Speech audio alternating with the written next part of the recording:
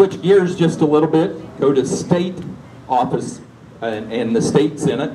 And the first one up is for State Senate District 45. We have two candidates here, Chris Garten, the Republican, John Perkins, the Democrat. So if they'll come up.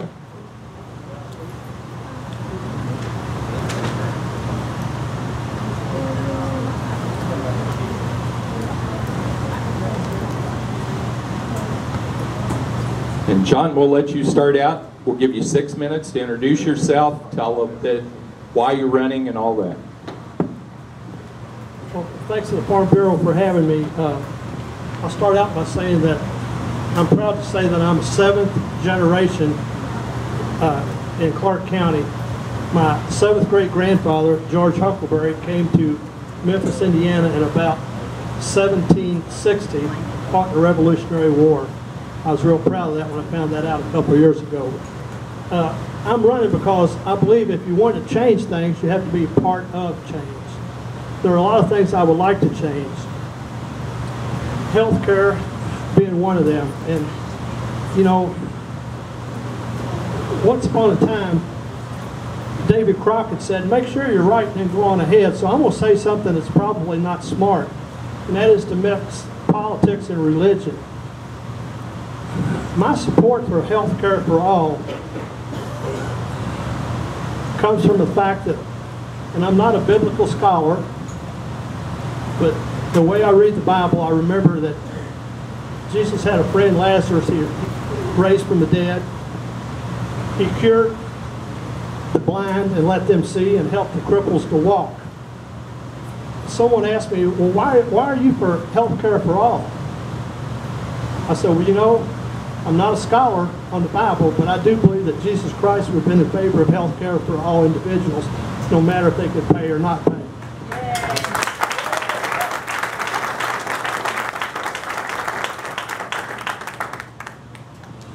I spent 20 years on the Jarrettsville City Council.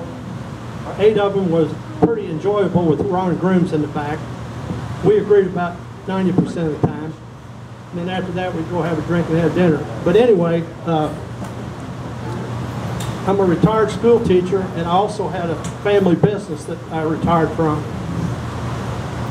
I'm kind of prejudiced about public schools. In 2018, the state legislature in Indiana are supporting the public schools at $510 million per year less than they did in 2008. Now, you can't profess to be a proponent of public schools and then cut the funding by over $500 million in a 10-year period. Another thing is this voucher system. I don't know if you understand the voucher system, but that allows for people to send their kids to private schools. And right now, that system, that is costing the 45th Senate District public schools about $5 million a year. It's costing Greater Clark County schools alone $1.3 million a year. Another thing I want to do is something that's near and dear to me, and it's something that's called right to work. Now, that doesn't mean everybody's got a right to work. Heck, we all know we got a right to work, and we better work. What right to work was passed by the Republican legislature in an effort to weaken the collective bargaining of organized labor. Right to work means that you can go to work for a company that has a contract and has a union, but you don't have to join the union. You don't have to pay dues. However, if you have a grievance with your employer, federal law makes that union represent you in the grievance procedure. Also, when that union negotiates a contract, even though you're not paying your fair share, you get all the benefits of the new contract. I'm very pro-union. I had the opportunity and still has my honorable withdrawal card from the Teamsters Union in Louisville, Local 89. I'm very strong on that. I can remember when I was about 5 years old, I can remember my mom and dad, that's when Dad was making about $3 an hour. I was really happy to get it back in the early 50s. I can remember Mom and Dad sitting at the kitchen table counting out change to see if they had enough to get milk and bread for my brother and myself. Well, time went on and it got better. Dad got a better job. It was a union job. things improved. And my grandfather was a member of the UAW at the Ford Motor Company for 43 years. And because of his contract that was negotiated by the United Auto Workers, I'm happy to say that my brother and I both got to go to and graduate from Indiana University at Bloomington and came out with no debt because of his pension that was negotiated by the auto workers. I'm going to tell another personal story just to let you know how I feel about health care. In October, I lost my wife after a 5-year battle with cancer. The last few years were tough, and she did the best she could every day. But I have to tell you that she had the opportunity to have medical marijuana that helped her in the last couple of years. It helped ease her pain, it helped her sleep, and it helped her appetite. If I go to the state senate, I'll be one of the co-signers of any legislation that would move to legalize medical marijuana in the state of Indiana. I've been to several things. I noticed today or the other day that the American Legion, which is not known to be a real left-wing organization, has endorsed the implementation of medical marijuana in the state of Indiana. And that's about it. I'm ready for questions.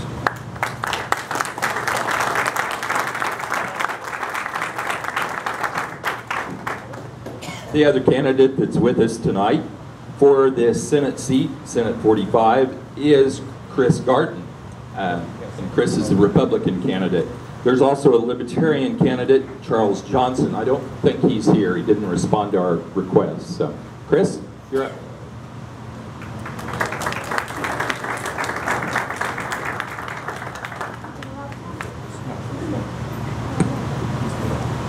Turn the mic off, hadn't even got started yet.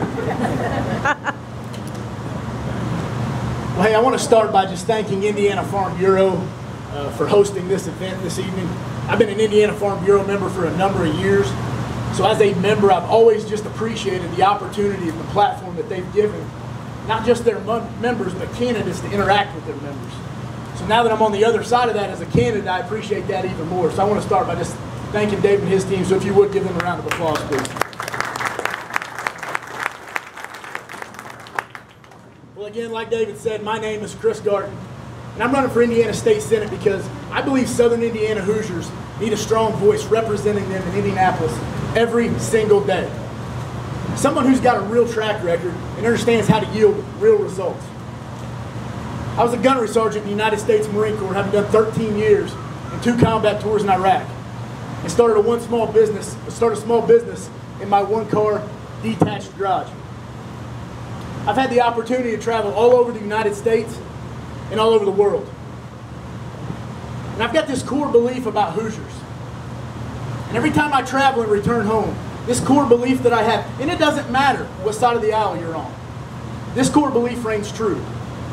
And it sounds something like this. I believe that Hoosiers are some of the hardest working, most common sense oriented, well-rounded, grounded, and down-to-earth individuals our nation and our world have to offer. I believe that to my core. And I believe that elected public servants should be a direct reflection of those they serve. Hardworking, common sense oriented, grounded, and well-rounded. See, elected public office should never be a platform for self-service, but rather an opportunity to listen to constituents and engage in some of the most abstract forms of problem solving. Growing up in a very broken home, a home plagued with child abuse, drug abuse, domestic violence, a home well below the poverty line, I learned to be a resilient problem solver early in life. At age 12, I got my first job, like a lot of you, working on a farm in Lexington, Indiana. And the values and the things that I learned on that farm at the age of 12 are leadership traits and characteristics that still serve me true to this day. Like I just said, hard work, the value of $1, honesty, integrity. One of the cool things about Hoosiers is, a lot of you Indiana Farm Bureau members understand this. We know the difference between hay and straw. You leave these state lines, that goes away. That's kind of a neat thing. That's something I hold near and dear to my heart. At age 14, I started living with who I consider to be my family, and I was later adopted by them. Jim and Diana Blanton, my dad Jim, hardworking salesman, sells stone for Lee Brick and Block. My mom is a retired middle school librarian, and they're the epitome of the Hoosier working middle class. I couldn't be more proud to stand before you and call them my mom and my dad. After graduating high school, I attended college, and during my sophomore year, the September 11 attacks happened.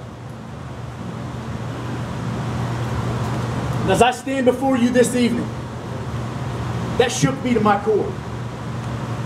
It changed how I process things.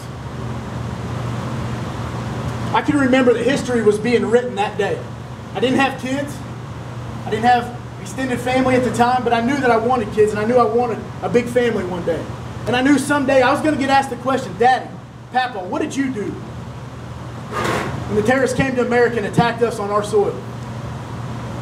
I wanted to be able to give them a tangible answer. And so my answer was I joined the United States Marine Corps. I deployed to Iraq as part of the first initial offensive in 2003. After that deployment, I returned home, went back to school, and went back to work. Deployed again in 2005 and 2006. My 2005 deployment was quite a bit different than my 2003. I was a platoon commander at the time. I had about 50 Marines underneath me. Myself and 9 of my fellow Marines who had deployed in 2003 volunteered to go back in 2005 to lead our Marines, because that's the only leadership I know from the front, by example, every single day. After returning home from that deployment in 2006, after being home for about a year, I started a business in my one-car detached garage. And I'm always clear to point out that it was a one-car detached garage, because some of you in this room have really nice garages. This was not one of those garages, all right? This was very small. But it was my version and my wife's version of the American dream. I couldn't be more proud to report today that Signature Countertops now employs close to 30 Hoosiers all across southern Indiana. We offer full health care coverage. We offer dental, vision. We offer a simplified employee pension plan with a 3% match for all our team members. And that's something I'm proud of. We didn't build that because government enabled us to. In many cases, just like farmers, we help grow those things in spite of government regulation a lot of times. As I stand before you, like I said before, I couldn't be more proud to call myself an Indiana Farm Bureau member. I couldn't be more proud to tell you that I'm the only candidate in this race endorsed by the Indiana Farm Bureau. And I couldn't be more excited to serve and represent you in the Indiana State Senate and put my life experience, my business experience, and my combat experience to work for each and every one of you, regardless of what side of the aisle you're on, in the Indiana State Senate. Thank you.